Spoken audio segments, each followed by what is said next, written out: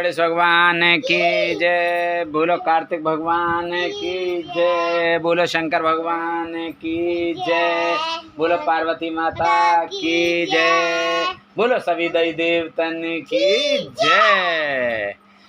50वां अध्याय शताक्षी अवतार वर्णन। सूत जी बोले, हे ऋषिगण, एक बार की बात है, एक पराक्रमी रुद्र के पुत्र दुर्गम ने ब्रह्मा जी की कठोर तपस्या की। उसने ब्रह्मा जी से वरदान में वेद प्राप्त कर लिए। वह अपने को महाशक्तिशाली समझने लगा और वह देवताओं को कष्ट देने लगा।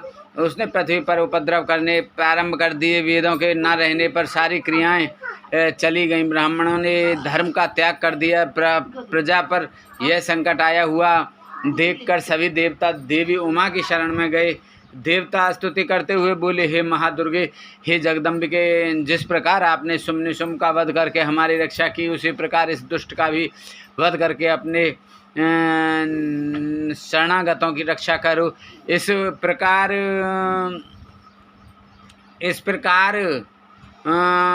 देवताओं की स्तुति सुनकर देवी की आँखों में आंसू बहे। तब उसे जल की धाराओं से धरती पुनः हरी भरी हो गई। वृक्ष और औषधियाँ फैलने फूलने लगी। नदियाँ, तालाब और समुद्र जल से सरोवर हो गए।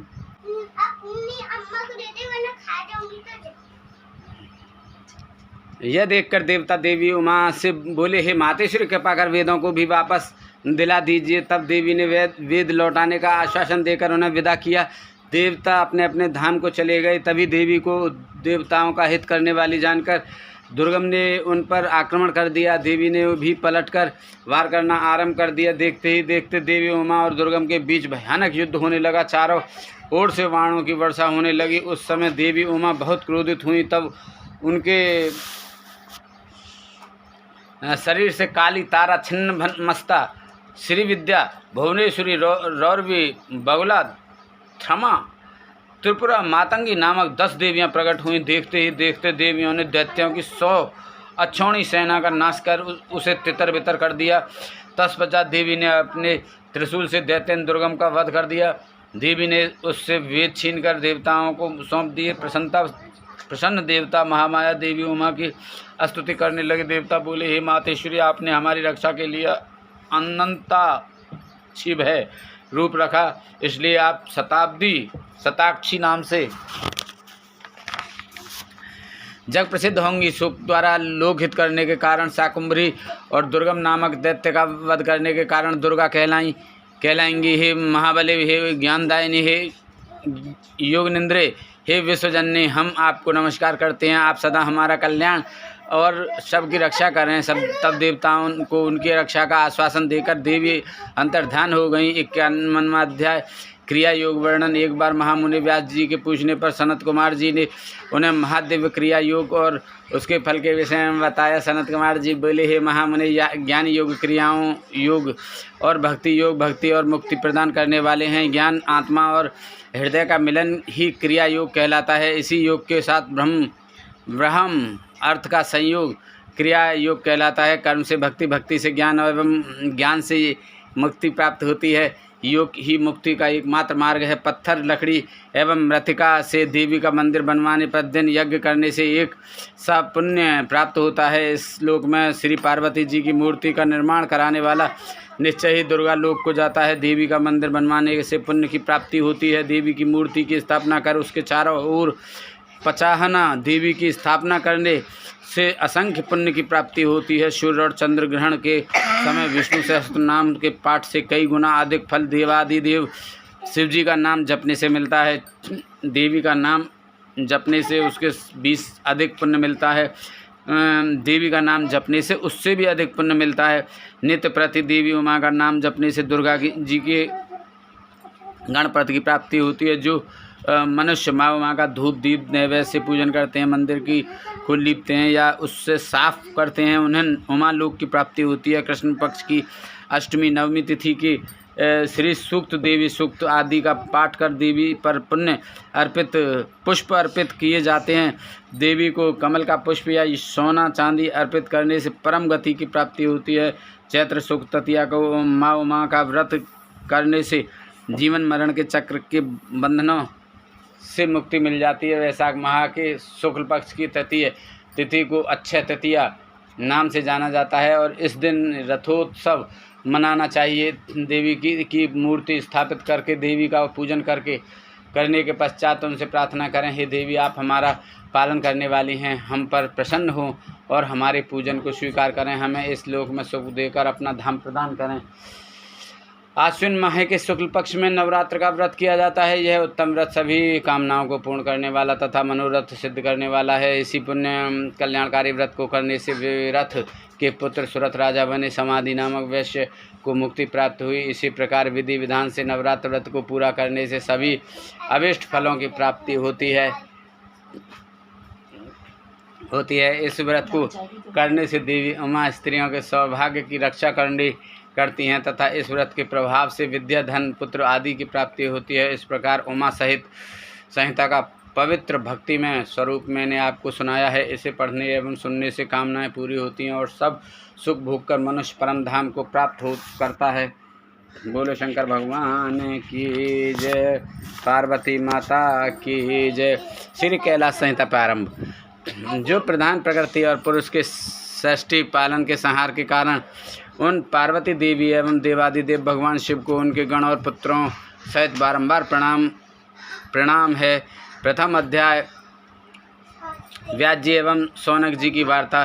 ऋषियों ने कहा, हे महामुनि, आपने हम पर कृपा करके हमें उमा संहिता सुनाई, अब आप हम पर कृपा करके हमें शिव तत्व को पढ़ाने वाली परम दिव्य एवं कल्याणकारी कैलाश संहिता सुनाइए। तब ऋषियों की प्रार्थना सुनकर व्यास जी बोले, ऋषिगण, एक बार हिमालय पर निवास करने वाले ऋषि मुनियों ने काशीपुरी के दर्शन का विचार किया और विश्वेश्वर का दर्शन करने हेतु वहां पहुंच गए। उन्होंने काशी पहुंचकर मणिकर्णिका में गंगा जी में स्नान किया। तत्पश्चात शतरुद्रीय मंत्र से भगवान शिव की स्तुति की। उसी समय सूर्य जी की पंचकोशी देखने की इच्छा से वहां पहुंचे। सूर्य जी को वहां देखकर ऋषि मुनियों ने उन्हें प्रणाम किया और बोले, हे महाभाग सूर्य जी, आप परम शिव भक्त और ज्ञान के सागर हैं। आपके हृदय में पुराणों की कथा स्थित है। आप परम गुरु हैं। हम सब आपके मुख से निकली हुई अमृतमय कथा को सुनना चाहते हैं। हम पर कृपा करके हमें देवादिदेव भगवान शिव का परम ज्ञान सुनाइए।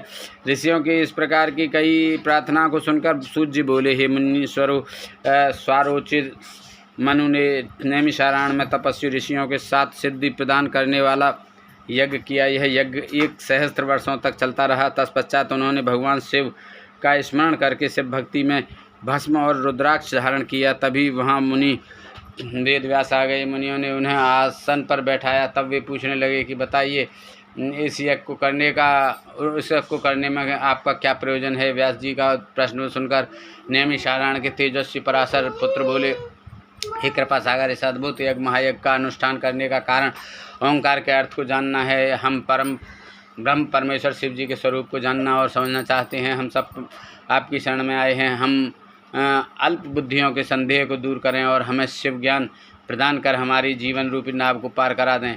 हमारी एकमात्र इच्छा शिव तत्व को जानने की है। मुनिगणों सहित पराशर पुत्र की इस प्रकार की गई प्रार्थना सुनकर महामुनि व्यास जी प्रसन्न होकर उन्हें ओंकार रूप भगवान शिव का पार्वती सहित मन में स्मरण करते हुए बोलने लगे। दूसरा अध्याय पार्वती जी का शिव जी से प्रणव प्रश्न करना। व्यास जी बोले, हे मुनीश्वर, भगवान शिव का वास्तविक ज्ञान ही प्रणव अर्थ को प्रकाशित करने वाला है। शिव जी का यह ज्ञान उसी को प्राप्त होता है जिस पर शिव जी की विशेष कृपा होती है। प्राचीन समय में दाक्षायणी सती ने अपने पति भगवान शिव की निंदा सुनकर अपनी शरीर त्याग दिया था। उन्होंने हिमालय के घर में जन्म लिया। देव ऋषि नारद की प्रेरणा से शिव जी की तपस्या कर उन्हें प्रसन्न कर पति रूप में प्राप्त किया। एक दिन भगवान शिव देवी पार्वती के साथ कैलाश पर्वत पर बैठे हुए थे। देवी पार्वती ने शिव जी से कहा, हे देव, आप मुझे मंत्र दीक्षा देकर विशुद्ध तत्व प्रदान करें। श्री पार्वती जी के वचन सुनकर शिव जी बोले, देवी, मैं आपकी इच्छा अवश्य पूरी करूंगा। यह कहकर उन्होंने पार्वती जी को प्रणव मंत्र प्रदान किया, परंतु देवी इससे संतुष्ट न हुई और बोली, प्रभु, आपने मुझे ओंकार रहित उपदेश दिया है, मुझे प्रणव की प्राकट्य कथा की भी बताइए। वेदों में ऐसे कैसे वर्णित किया गया है, इसकी व्यापकता एवं कला और पंचात्मकता के बारे में भी विस्तार से बताइए। इस प्रणव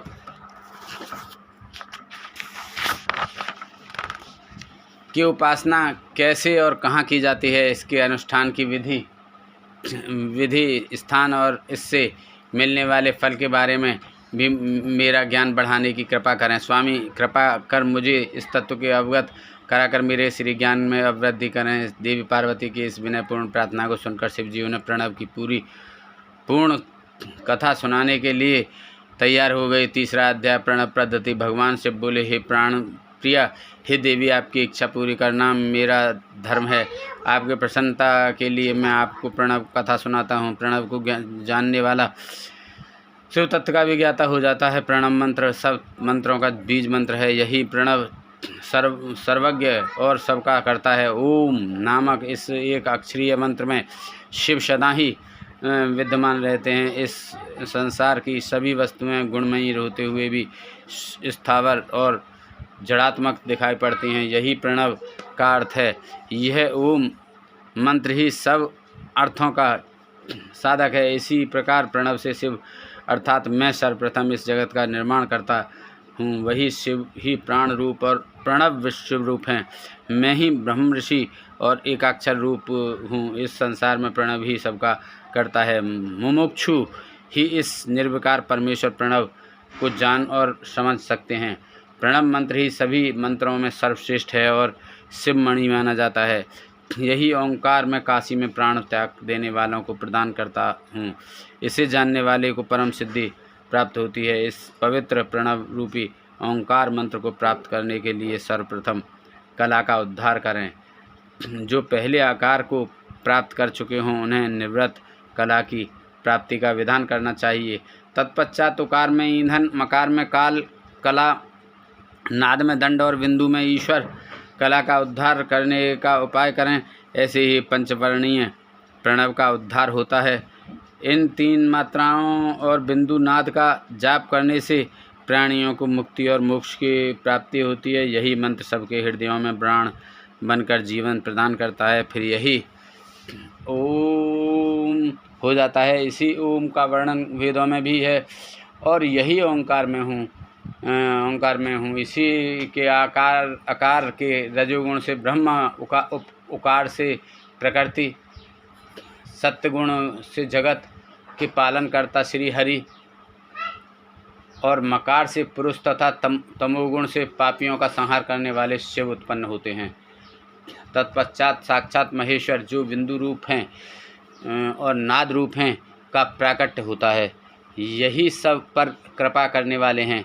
इसलिए जब भी शांति चित्त से ध्यान लगाएं उस समय नाद रूपी शिव का ही स्मरण करें।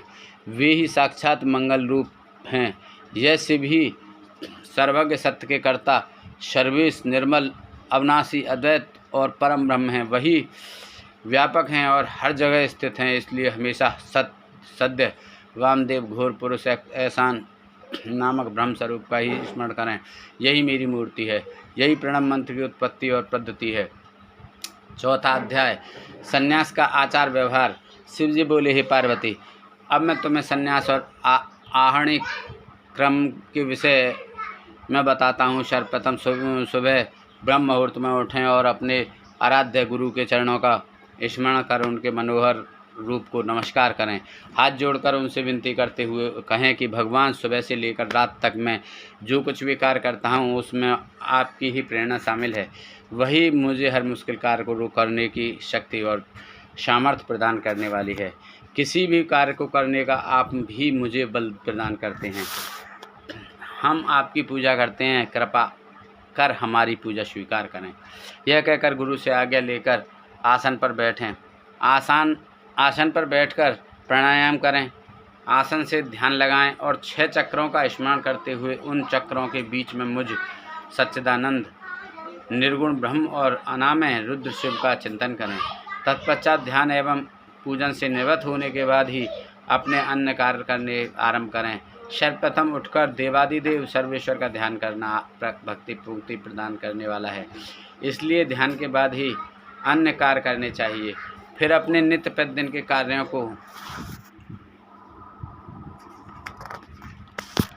करें। स्नान करने के पश्चात पुनः गुरु द्वारा बताई बताई विधि के अनुसार पंचाक्षरी मंत्र का जाप करें। ओंकार का मन में ध्यान करते हुए 3 बार अर्घ्य दें।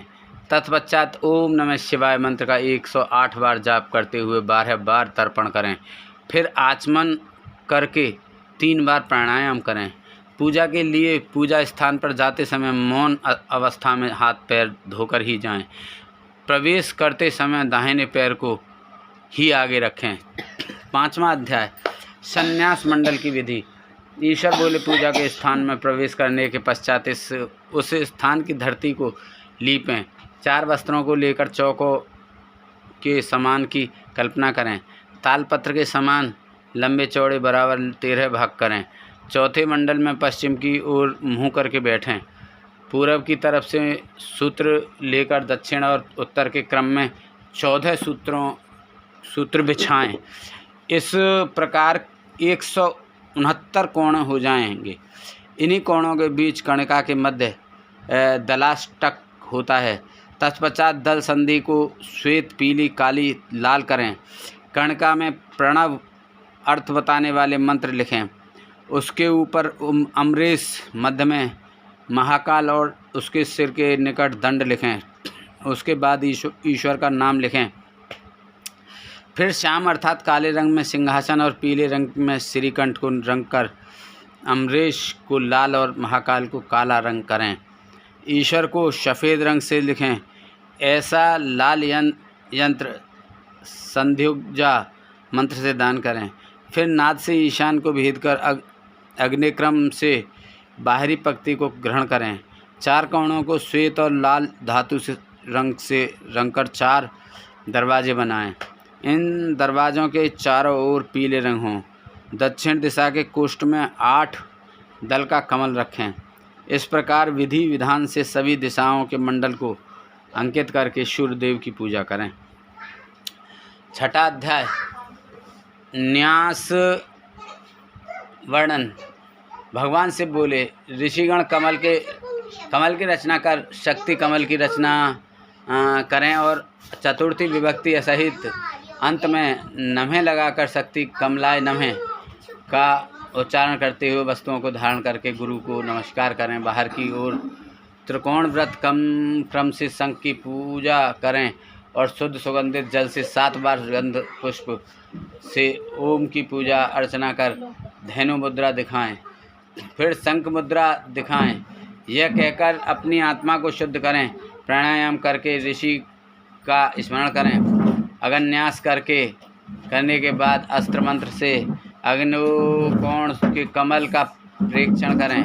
दक्षिण में स्थापित कमल का पूजन सफ़ेद वस्तुओं से ही करें। तत्पश्चात इसकी चारों तरफ से पूजा करें। इसके बाद सौरयुग पीठ को पूजें। सिंहासन पर मूल मंत्र से मूलाधार में आसन पर बैठकर पिघला नाड़ी के प्रभाव से शक्ति उठाएं। जिस स्थान पर परमेश्वर शिव, देवी, पार्वती सहित शोभित हैं उन्होंने रुद्राक्ष की माला, पास, खटवांग, कपाल, अंकुश, कमल और शंख को धारण किया हुआ है। 4 मुख और 12 नेत्र उनकी शोभा बढ़ा रहे हैं। तत्पश्चात सूर्य देवता का आह्वान करें और मुद्रा दिखाएं। फिर बीज मंत्रों से अग्न्यास करें। अग्नि, ईश्वर, राक्षस और वासु की 4 मूर्तियां बनाकर उनका पूजन करें। पूरब से लेकर उत्तर में मूल कमल दल से आदित्य, भास्कर, भानु और रवि के नाम से क्रमशः सूर्य, ब्रह्मा, विष्णु, महेश और ईशान का पूजन करें। फिर शिव भक्ति में रत हो उनका स्मरण कर भस्म धारण करें। तत्पश्चात गुरु की नम्रता पूर्वक पंचोपचार से पूजा कर उन्हें नमस्कार करें। पूजन की विधि के अनुसार आगे बढ़ाते हुए ईशान का न्यास कर पंचकला क्रम से सद्योजात की कल्पना करें। इस प्रकार प्रणव न्यास करके देवादिदेव महादेव परमात्मा शिव को बांधकर हंस न्यास करें।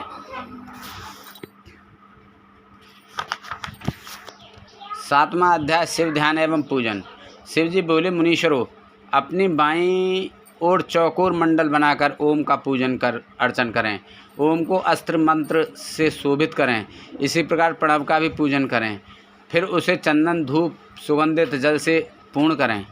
उसके आगे शंख मुद्रा, अर्धचक्र, चंद्र, अर्धचंद्र, चतुर्कोण, त्रिकोण मुद्रा एवं षष्ठकोण मुद्रा आदि स्थापित करें। फिर ओंकार का गंध एवं पुष्प आदि से पूजें और उसमें पवित्र गंगा जल भरें। गुरु द्वारा बताई गई विधि के अनुसार गुरु मूर्ति की स्थापना करें। गुरुभ्यो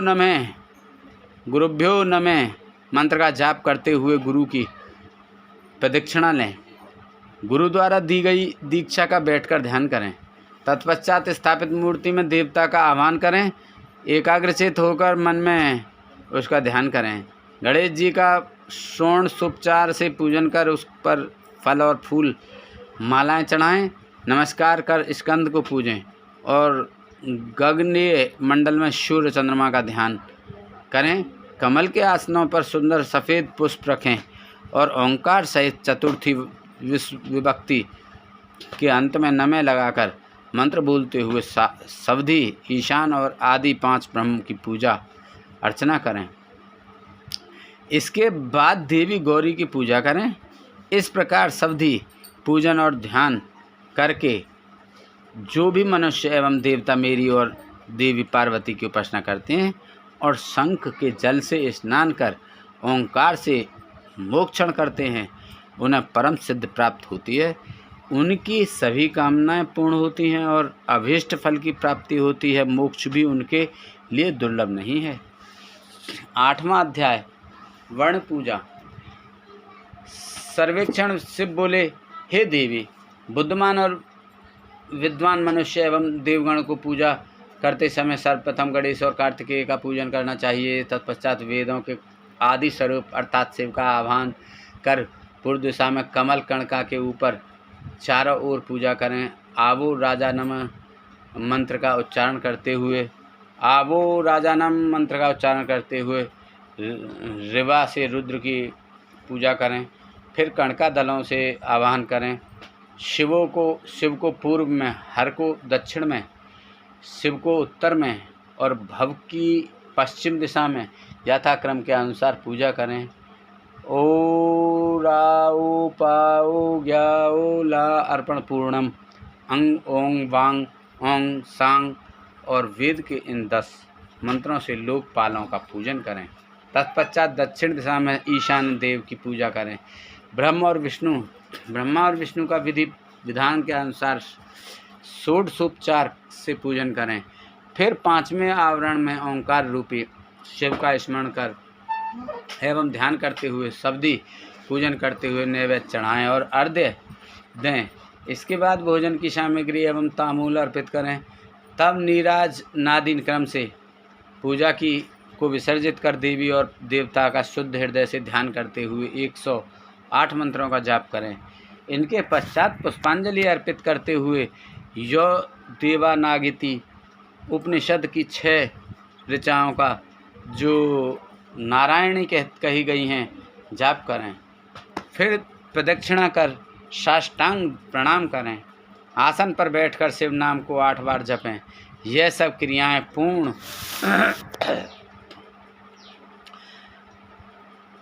पूर्ण करने के पश्चात त्रिलोकीनाथ कल्याणकारी भगवान शिव से प्रार्थना करें, हे भगवान, हे शिव शंभो, मैंने अपनी पूरी क्षमता एवं श्रद्धा से आपकी पूजा और आराधना की है।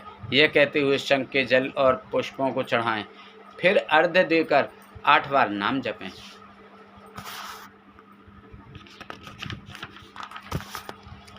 नवा अध्याय शिव के अनेक नाम और ओंकार। शिव जी बोले, हे देवी, शिव महेश्वर रुद्र पिता में संसार वैद्य सर्वज्ञ और परमात्मा ये देवादिदेव महादेव के मुख्य 8 नाम हैं। इन्हीं 8 नामों को प्रतिदिन जाप करना चाहिए। शिव शंकर और महादेव ये सभी नाम शिव स्वरूप ही हैं। उपाधि युक्त होने के कारण शिव के अनेक नाम हैं। वे परिशुद्धात्मा हैं। शिव के विशाल और अनगिनत गुणों के कारण ही उन्हें ईश्वर की संज्ञा दी गई है। 23 तत्वों से परे प्रकृति और प्रकृति से परे 25वां पुरुष है। इसी को वाचक के भाव से वेद में ओंकार कहते हैं। वेद में जानने योग्य आत्म स्वरूप वेदांत में प्रतिष्ठित ही परमेश्वर हैं। पुरुष और प्रकृति इन्हीं के अधीन हैं। वही अविनाशिनी माया के स्वामी हैं और त्रिगुण तत्व के रक्षक हैं। वे शिव ही मोक्ष प्रदान करने वाले और सबके दुखों को दूर करने वाले हैं। इसी कारण उनका नाम रुद्र पड़ा। इस प्रकार शिव जी के मुखार बिंद से वेद से भरे अमृतमयी स्तोत्र को सुनकर देवी पार्वती मन में बहुत हर्षित हुई और उन्होंने शिव जी को हाथ जोड़कर बार बार प्रणाम किया। यह प्रणाम अर्थ बहुत गुप्त है और समस्त दुखों का नाश करने वाला है। व्यास जी ने भक्ति भाव से पूरी कथा कही, जिसे सुनकर सभी ऋषिगणों ने उनकी पूजा और बहुत आदर सत्कार किया। तब प्रसन्न हो ऋषियों ने अनेक अनुष्ठान किए। फिर व्यास जी कैलाश पर्वत को चले गए। ऋषिगण अपने आराध्य भगवान शिव का ध्यान करने लगे। यह कथा देवी पार्वती ने स्कंद को, स्कंद ने नंदी को, नंदी ने सनत कुमार जी को और उन्होंने महर्षि वेदव्यास जी को सुनाई। यह कहकर पुराण वेत्ता गुरु सूत जी पुनः तीर्थ यात्रा पर चल पड़े। 10वां अध्याय सूतोपदेश वर्णन। व्यास जी बोले, ऋषिगण सूत जी के वहाँ से चले जाने के पश्चात सभी मुनिगण आपस में बोले कि हमने वामदेव के बारे में तो कुछ भी नहीं पूछा। तब चिंतित मुनि बोले कि अब तो पता नहीं कब उनके दर्शन संभव हो सकेंगे। यही सब सोचते हुए मुनिगण अपनी योग आराधना में लग गए। संवत्सर के पश्चात सूत जी पुनः काशी आए। उन्हें वहां देखकर सभी मुनिगण बहुत प्रसन्न हुए। वे सब सूत जी की आराधना करने लगे। तब प्रसन्न होकर सूत जी बोले, ऋषिगण, आपको प्रणव का उपदेश देकर जब मैं तीर्थ यात्रा पर निकला तो मैंने दक्षिण सागर के तट पर देवी शिवा का पूजन किया। इसके पश्चात कालहस्त शैल पर सुवर्ण मुखरा में स्नान किया। फिर मैंने देवादिदेव महादेव जी का स्मरण कर उनका पूजन किया। शिव जी के 5 सिर वाले अद्भुत रूप के दर्शन करने से सारे पाप नष्ट हो जाते हैं। शिव जी का पूजन करने के बाद मैंने दक्षिण भाग में स्थित देवी पार्वती का पूजन किया। उसके बाद मैंने एक सहस्त्र अर्थात 108 बार पंचाक्षरी विद्या का जाप किया। फिर उसकी प्रदक्षिणा कर नमस्कार किया। इस मंत्र में कालहस्ती नामक क्षेत्र की प्रदक्षिणा प्रतिदिन करते हुए वही निवास करने लगा। मैं वहाँ पर 4 महीने रहा। तब मुझ पर महाज्ञानमयी प्रसून कालिका की कृपा दृष्टि हुई और उनका प्रसाद मुझे प्राप्त हुआ। तत्पश्चात देवादिदेव शिवा को प्रणाम कर उनकी 12 बार प्रदक्षिणा करके मैं यहाँ आया हूँ। हे ऋषिगण, आप मुझे बताइए कि मैं अब आपके लिए क्या करूं। 11वां अध्याय वामदेव द्वारा ब्रह्म निरूपण। ऋषि बोले, महाभाग सूत जी, हम सभी वामदेव के बारे में जानना चाहते हैं। कृपा कर हमें उनके बारे में बताइए। तब ऋषिगणों की जिज्ञासा शांत करने हेतु सूत जी बोले, हे श्रेष्ठो, पहले मनवंतर में वामदेव नामक एक महामुनि हुए थे। वामदेव को गर्भ से उत्पन्न होने से पूर्व ही शिव ज्ञान प्राप्त था। वे सबके जन्म कर्म को जानने वाले थे। वामदेव मुनि सदा अपने शरीर पर भस्म लगाकर और सिर पर जटा धारण किए रहते थे। वे शांत और अहंकार रहित थे और सदा योग, ध्यान और ब्रह्म में लीन रहते थे। एक बार वामदेव ने दक्षिण शिखर पर जाकर शिव जी के पुत्र स्कंद से भेंट की।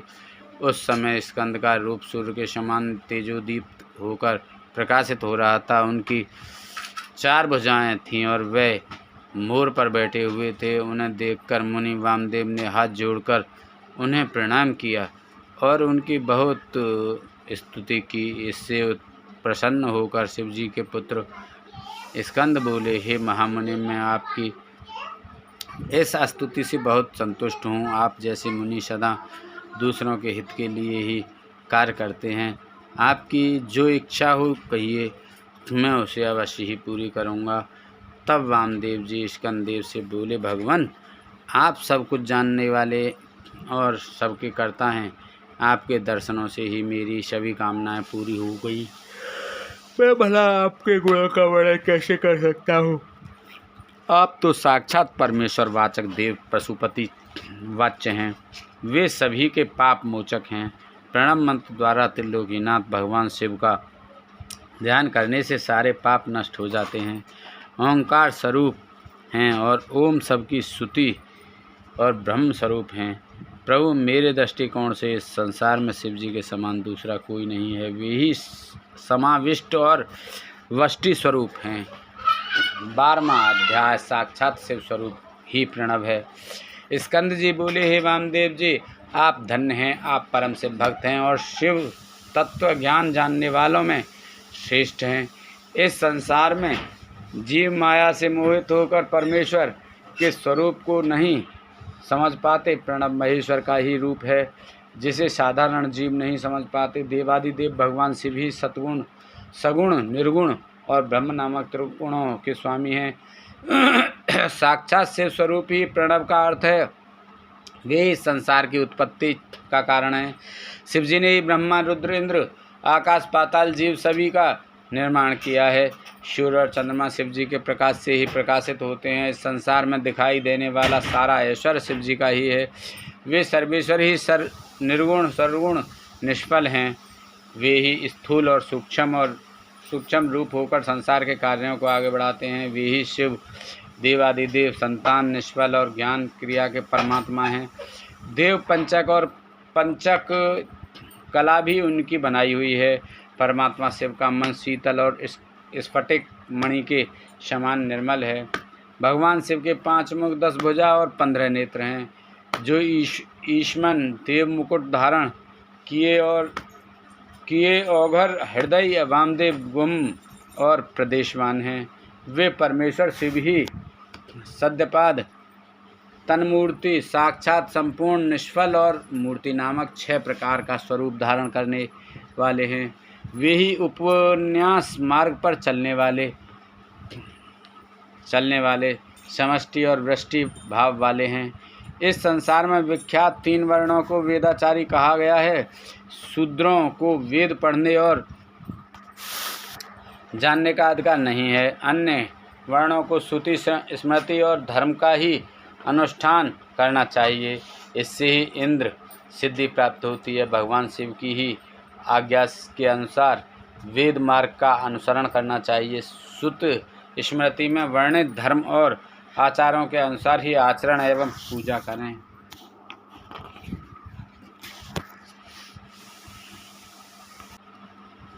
15वां अध्याय उपासना मूर्ति। भगवान स्कंद बोले, त्रिलोकीनाथ कल्याणकारी भगवान शिव ही इस संसार के सृष्टिकर्ता और आकाश के अधिपति हैं। वे ही समष्टि हैं और वे ही वृष्टि भी हैं। उन्हीं देवादिदेव सदाशिव से महेश्वर की उत्पत्ति हुई है। मैं अनंत रूप पुरुष होने के कारण वे वायु के भी अधिपति हैं। वे ही सभी प्रकार की मायाओं और शक्तियों से युक्त हैं। ईश्वर, विश्वेश्वर, परमेश्वर और सर्वेश्वर, यही चतुष्टय व्यष्टि रूप कहा गया है। यही श्रेष्ठ तिरोभाव चक्र कहा जाता है। तिरोभाव 2 प्रकार का होता है, रुद्रादि गोचर एवं जीव समूह का शरीर रूप। पाप और पुण्य जब तक इस संसार में है तब तक इसमें कर्म की साम्यता रहती है। इसी में अनुग्रह करने की सामर्थ्य होती है। इसी विभु में तिरोभाव और कर्म की साम्यता होती है। वही कल्याणकारी भगवान शिव की ही साक्षात परम ब्रह्म, निर्विकल्प और तथा निरामय स्वरूप हैं। तिरोभाव के शांति कला में तिरोभाव चक्र को महेश्वर के अधिष्ठित उत्तम पद कहा गया है। महेश्वर के चरणों की सच्चे हृदय से भक्ति करने वाले को यही पद प्राप्त होता है। उन्हीं महेश्वर के 1000वें अंश से रुद्र उत्पन्न हुए हैं। वे अधीर शरीरधारी और तेज तत्व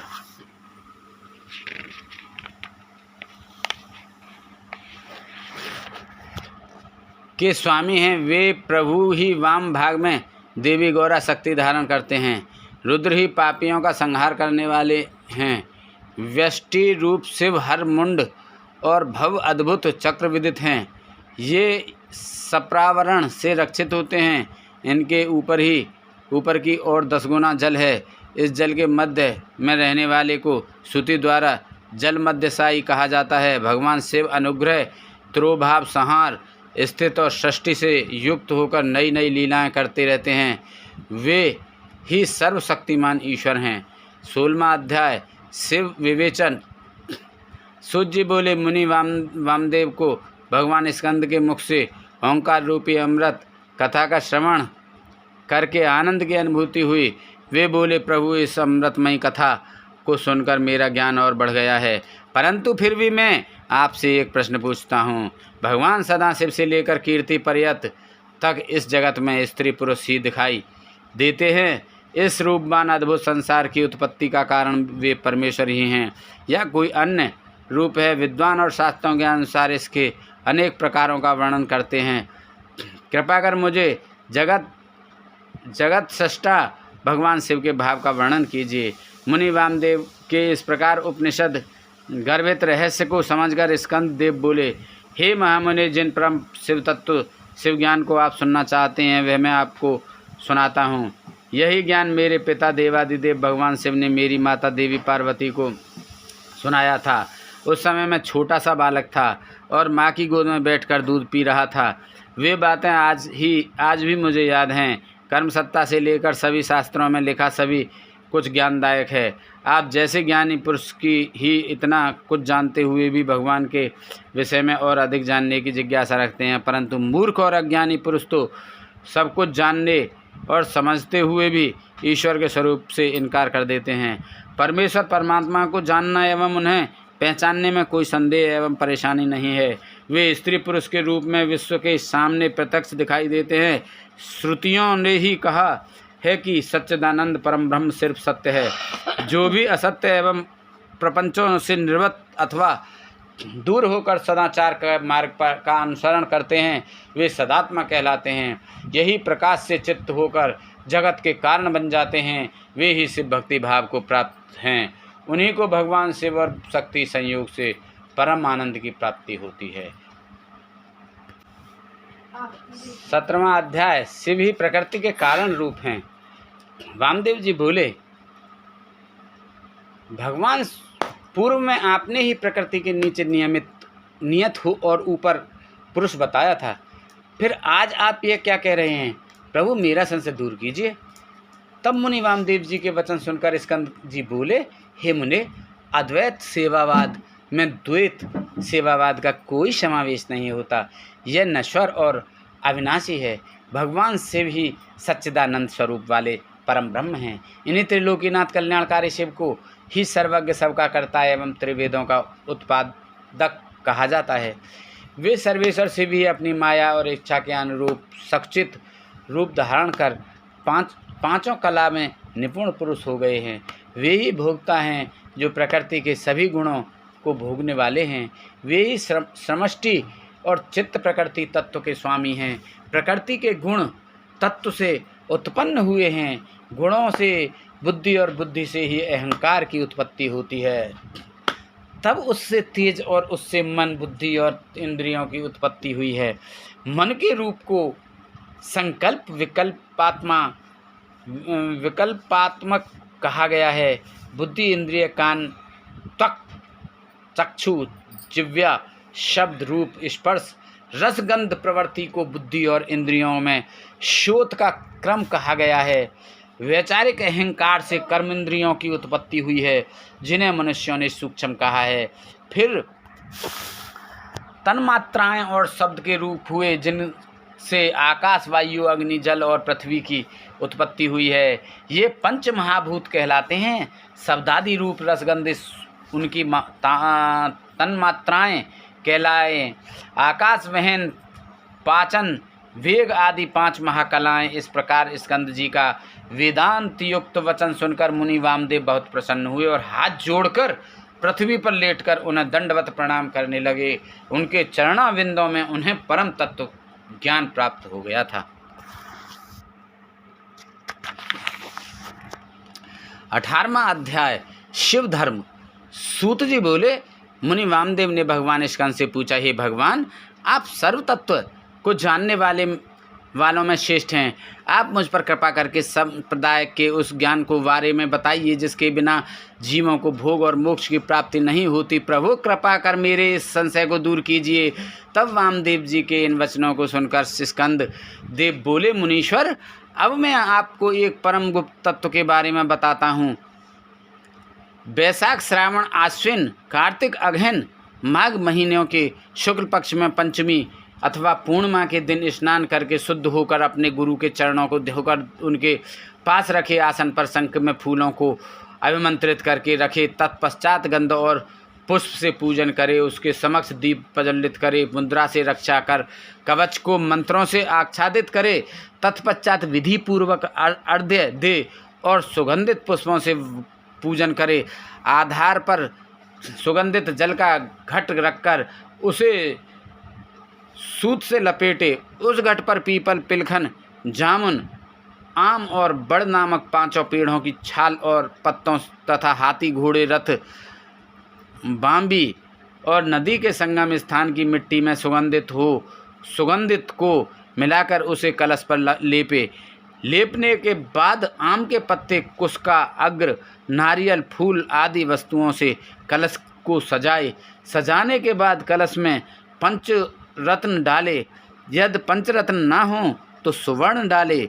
नील, माणिक्य, सुवर्ण, मूंगा और गोमेद नामक 5 रत्नों को नवलस्क का उच्चारण करते हुए अंत में ग्लूमू कहते हुए विधि विधान से पूजन करे।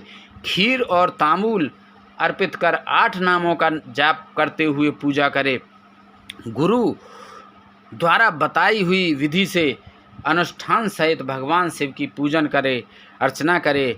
फिर गुरु को अपने शिष्य को हम सोहम मंत्र का उपदेश देना चाहिए। उपदेश के बाद भस्म का ज्ञान प्रदान करना चाहिए। उस समय गुरु को अपने मन में यही विचार करना चाहिए कि मैं ही शिव हूँ। इस प्रकार शिष्य को ज्ञान दे। 19वां अध्याय योग पट्ट वर्णन। भगवान स्कंद बोले, मुनि वामदेव अपने शिष्य को पूजा विधि का वर्णन करने के पश्चात गुरु निम्न बातों का उच्चारण करें। मैं ब्रह्म हूँ, वह तू है।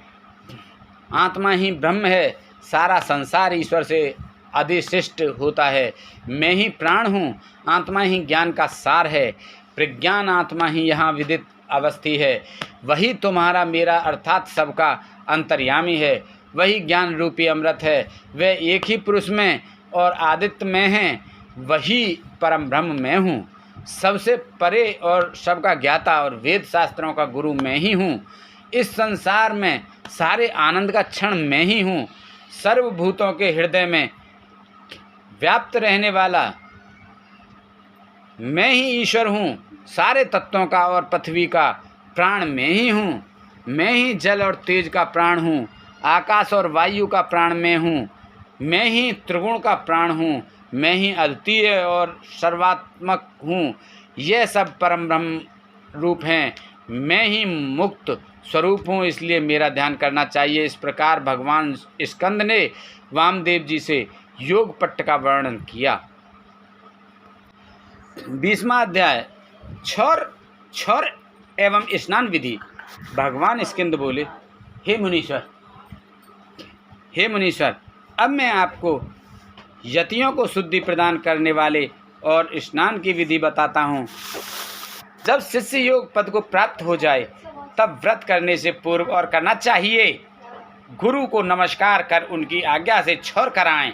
फिर नाई के कपड़े को मिट्टी और जल से धुलाएं। फिर शिव नाम का उच्चारण करते हुए हाथ की अनामिका और अंगूठे की आमंत्रित करें। आंखें बंद कर मंत्र का उच्चारण करें और दाहिनी ओर से और क्षौर कराएं। आगे से पीछे की ओर सिर मुड़वाएं और फिर मूछें भी साफ कराएं और नाखून काट लें। तत्पश्चात नदी में 12 डुबकी लगाकर स्नान करें। बेल और पीपल या तुलसी के नीचे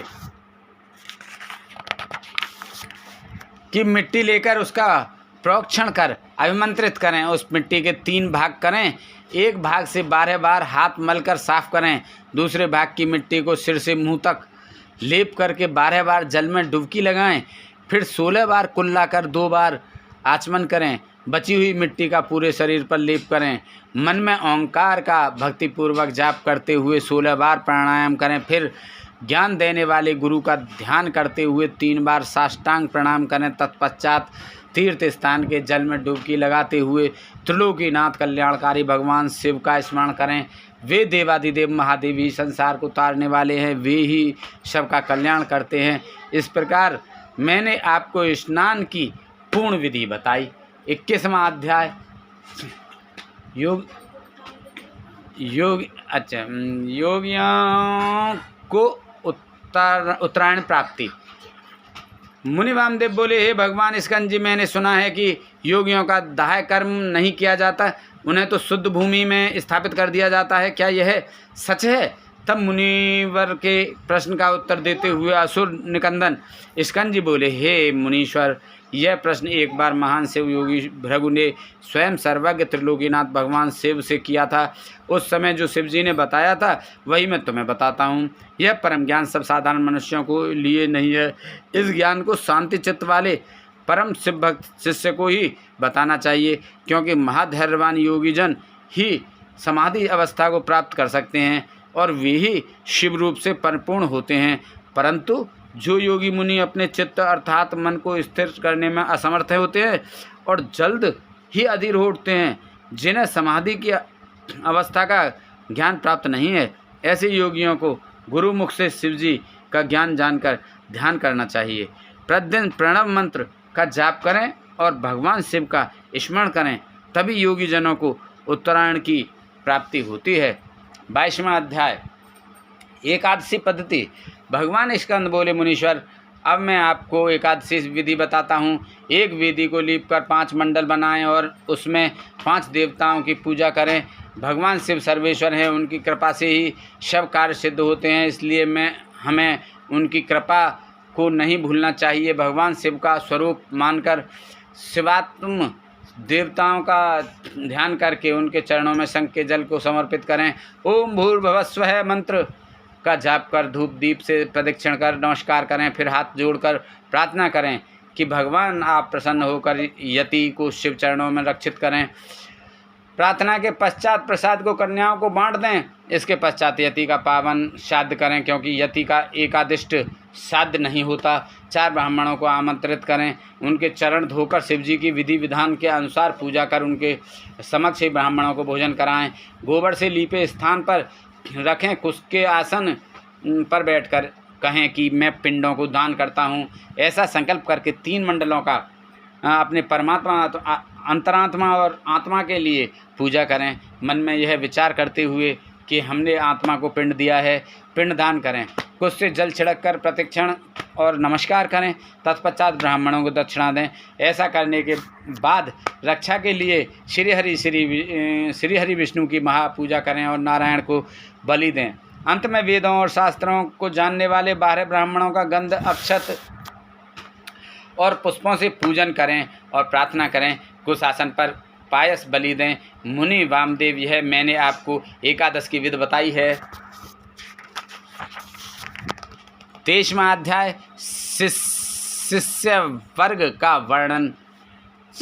स्कंद बोले, मुनि वामदेव, 12वें दिन प्रातः उठकर स्नान आदि नित्य कर्मों से निवृत्त होकर भगवान शिव की पूजा अर्चना करें। मध्याह्न में ब्राह्मणों को निमंत्रण देकर उन्हें भोजन कराएं। मन में गुरु पूजन का संकल्प करें। गुरु के चरण धोकर उन्हें आसन पर बैठाकर कुशां और धूप दीप से आराधना करें। गुरु को नमस्कार कर मंत्र का जाप करते हुए अक्षत अर्पित करें। ब्राह्मणों को भोजन कराकर उन्हें आसन पर बैठाएं। फिर तांबूल देकर दक्षिणा में छतरी, पादुका, पंखा, चौकी और वेणु दंड देकर उनकी प्रदक्षिणा कर नमस्कार करें।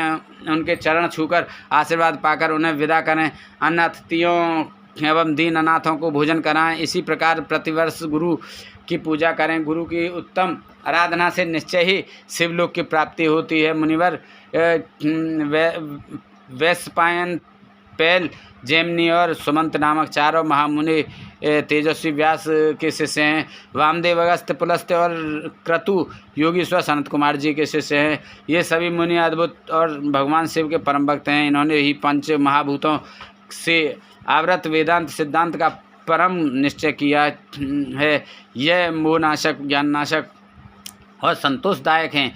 यह जगत का कल्याण करने वाले और लक्ष्मी प्रदान करने वाला है। त्रिलोकीनाथ कल्याणकारी भगवान शिव का ध्यान और स्मरण सदा करने से योगी जन शिव स्वरूप हो जाते हैं। ब्रह्मा, विष्णु और शिव का भजन और ध्यान करने से मनुष्य को मोक्ष प्राप्त होता है तथा उनकी सभी कामनाएं पूरी हो जाती हैं। कल्याणकारी देवादिदेव महादेव जी की आराधना सभी दुखों का नाश कर सुख प्रदान करने वाली तथा भोग मोक्ष देने वाली है। इस प्रकार वामदेव जी को उपदेश देकर और उनसे पूजित होकर स्कंद देव अपने माता पिता का स्मरण करते हुए कैलाश पर्वत को चल दिए। तब मुनीश्वर वामदेव भी भगवान स्कंद का अनुसरण करते हुए कैलाश पर गए। वहाँ पहुंचकर वामदेव जी मुनि ने भगवान से पार्वती के चरणों में अपना शीश नवाया। फिर उनकी समक्ष पृथ्वी पर लेटकर अपने आराध्य सर्वेश्वर शिव और देवी पार्वती की स्तुति की तथा उनको शीश नवाया। तत्पश्चात भगवान शिव और माता पार्वती की कृपा पाकर वहीं रहने लगे। इस प्रकार आपको ओंकार महेश्वर का अर्थ जानकर इस परम ज्ञान को प्राप्त करके सदा प्रभु के चरणों का स्मरण करना चाहिए। वे कल्याणकारी शिव ही भक्ति और मुक्ति के दाता हैं। हे मुनीश्वरों, मैंने आपको सब कुछ बता दिया। यह कहकर वे भद्रकाश्रम को चले गए। बोलो भगवान शंकर भगवान की जय। श्री कैलाश संहिता संपूर्ण। ओम जय शिव ओंकार स्वामी भज शिव ओंकार। ब्रह्मा विष्णु सदा शिव, ब्रह्मा विष्णु सदा शिव, अर्धांगिनी धारा। ओम जय शिव ओंकारा। एकानन चतुरानन पंचानन राजय स्वामी पंचानन राजय। हंसानन गरुड़ासन, हंसानन गरुड़ासन, दसवाहन साजय। ओम जय शिव ओंकारा। दो भुज चार चतुर्भुज, दस भुज अति सो है स्वामी, दस भुज अति सो है। तेरे गुण रूप ने रखता, तेरे गुण रूप ने रखता, त्रिभुवन जन मोह।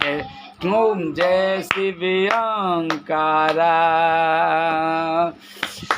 अक्षमाला वनमाला मुंड माला धारी स्वामी, मुंड माला धारी। चंदन मृग मद सोए, चंदन मृग मद सोए, भाले ससधारी। ओम जय शिव ओंकारा।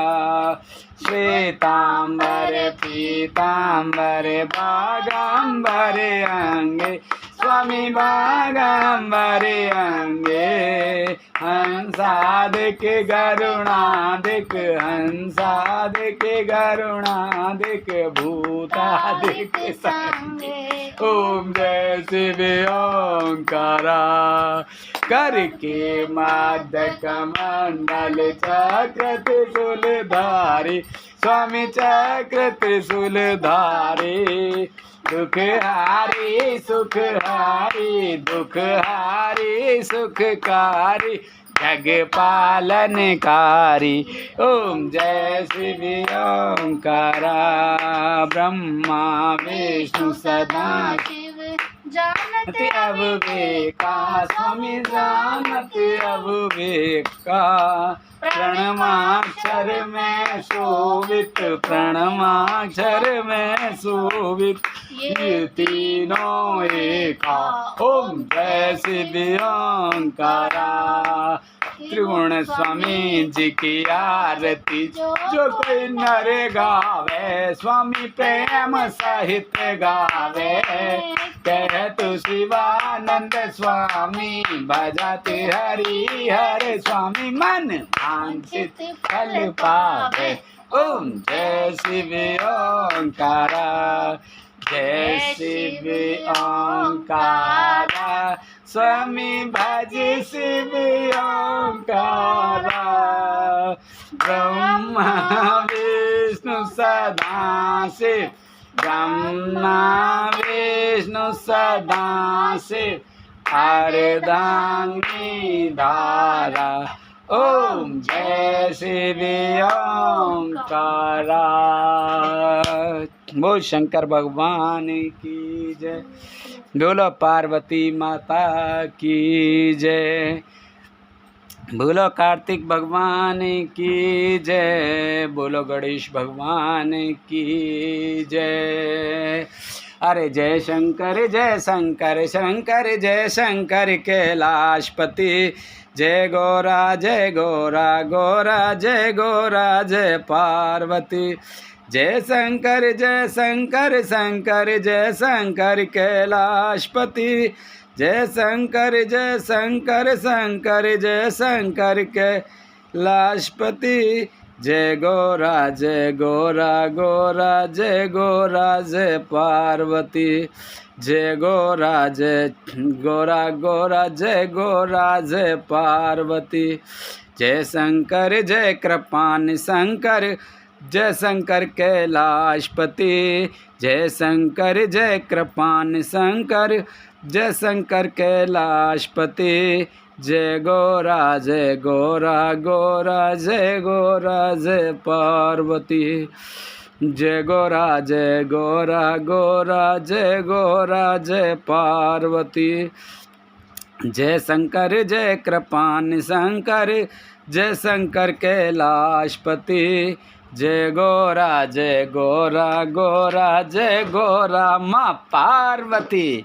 जय गोरा गोरा जय गोरा माँ पार्वती। जय शंकर शंकर जय शंकर कैलाशपति। जय शंकर जय नमामि शंकर जय शंकर कैलाशपति। जय गोरा गोरा जय गोरा माँ पार्वती। जय गोरा गोरा जय गोरा माँ पार्वती। जय शंकर जय नमामि शंकर जय शंकर कैलाशपति। जय गोरा गोरा जय गोरा माँ पार्वती।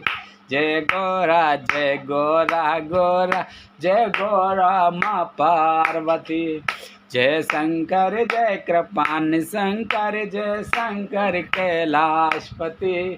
जय शंकर जय कृपान शंकर जय शंकर कैलाशपति। जय गोरा गोरा जय गोरा माँ पार्वती। जय गोरा गोरा जय गोरा माँ पार्वती। जय शंकर जय कृपान शंकर जय शंकर कैलाशपति। जय गोरा गोरा जय गोरा माँ पार्वती। जय गोरा गोरा जय गोरा माँ पार्वती। जय शंकर शंकर जय शंकर कैलाशपति। जय गोरा गोरा जय गोरा माँ पार्वती। जय गोरा गोरा जय गोरा माँ पार्वती। जय शंकर जय कृपान शंकर जय शंकर कैलाशपति। जय गोरा गोरा जय गोरा माँ पार्वती। जय गोरा गोरा जय गोरा माँ पार्वती। जय शंकर जय कृपान शंकर जय शंकर कैलाशपति। जय शंकर जय नमामि शंकर जय शंकर कैलाशपति। जय गोरा गोरा जय गोरा जय पार्वती। जय गोरा गोरा जय गोरा जय पार्वती। जय शंकर शंकर जय शंकर कैलाशपति। जय शंकर शंकर जय शंकर कैलाशपति। जय गोरा गोरा जय गोरा जय पार्वती। जय गोरा गोरा जय गोरा जय पार्वती। जय शंकर शंकर जय शंकर कैलाशपति। जय गोरा गोरा जय गोरा जय पार्वती। जय गोरा गोरा जय गोरा जय पार्वती। शंकर जय शंकर कैलाशपति। जय शंकर जय शंकर कैलाशपति। जय गोरा गोरा जय गोरा जय पार्वती। जय गोरा गोरा जय गोरा जय पार्वती। जय शंकर शंकर जय शंकर केलपति। जय गोरा जय गोरा जय पार्वती।